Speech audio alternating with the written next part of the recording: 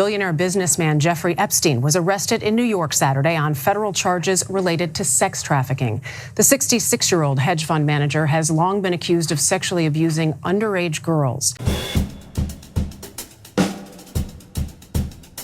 In March of 2005, a Palm Beach high schooler was discovered with $300 in her purse. One thing led to another, and she told a story of her going to a mansion and giving sexual massages to a gray-haired man named Jeff. The local PD began an investigation, followed a year later by the FBI. In a raid on Epstein's Palm Beach mansion, federal agents discover how sex-obsessed the man truly was. Seriously, this guy would have made Hugh Hefner blush. Sexually explicit art all around. Dozens of photographs of naked women line the walls. Or rather, some are women, some are young girls in sexually explicit positions. Pretty clear indication of what this man was into. Underage girls. By 2007, federal prosecutors were able to put together a 60-count indictment against Epstein for substantive crimes against multiple victims. It was then sent to their supervisors. One such supervisor was Alexander Acosta, then U.S. Attorney for the Southern District of Florida. Why is he important? He gave Jeffrey Epstein the mother of all plea bargains.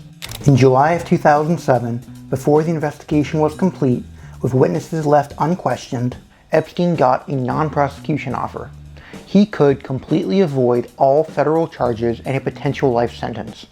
All he had to do was plead guilty in Florida to 2 state charges: solicitation of prostitution and solicitation of a minor for prostitution.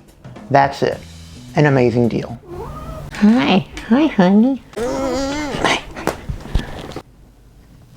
Not only that, but the agreement also included a provision stating that the United States would not bring criminal charges against any potential co-conspirators. This arguably gave everyone in the Epstein scheme, from traffickers to customers, indemnity from future federal charges, which is bizarre. How many agreements actually contain provisions like this? 0. Was the United States government trying to protect someone? Maybe. Epstein, of course, accepted the deal. But then, in September, he absconded to Israel. Reportedly, he was considering moving there permanently to avoid jail time. Frankly, it's bizarre that Epstein wasn't required to surrender his passport after accepting a felony plea bargain. In the end, he decided to face the music, returning from Israel, pleading guilty, and registering as a sex offender. He was sentenced to 18 months in jail and a year of community service. During his brief incarceration, he was allowed to leave jail for 12 hours a day, 6 days a week, on a work release program. His jail cell was not locked. He was released after serving 13 months. Why the kid gloves for the guy exploiting kids? We don't know. The most tantalizing theory comes courtesy of reputable reporter Vicky Ward. She writes in the Daily Beast, in 2017, Acosta was asked about the plea deal by the Trump transition team, as he was being considered for Secretary of Labor. Allegedly, Acosta said he had signed the non-prosecution agreement because he'd been told to back off of Epstein. Quote, "I was told Epstein belonged to intelligence and to leave it alone," unquote. The answer satisfied the interviewers, and Acosta became Trump's labor secretary. Now, there is some evidence to support this fantastic claim.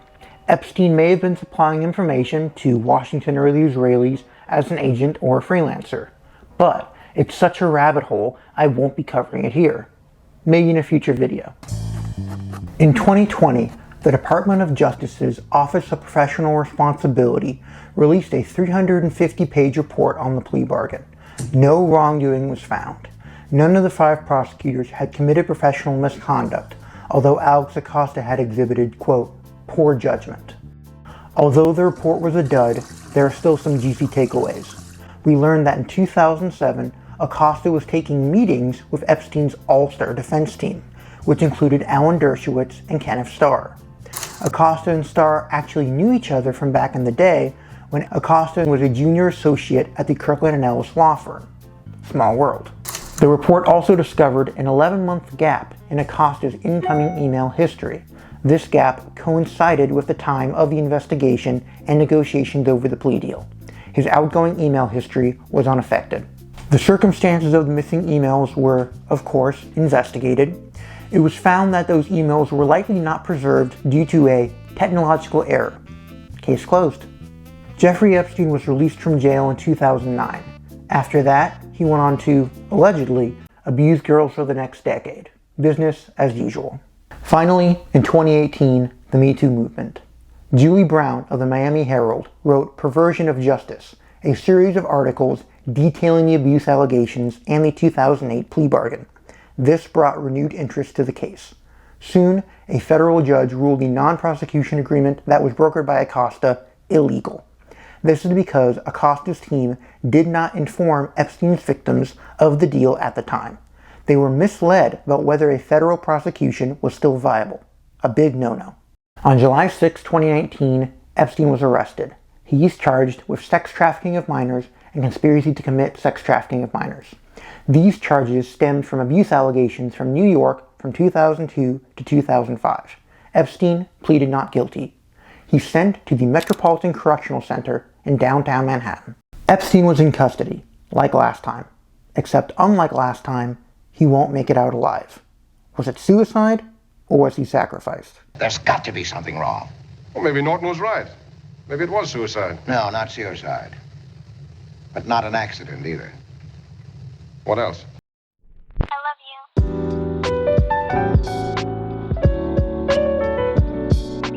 you. Baby Ranch.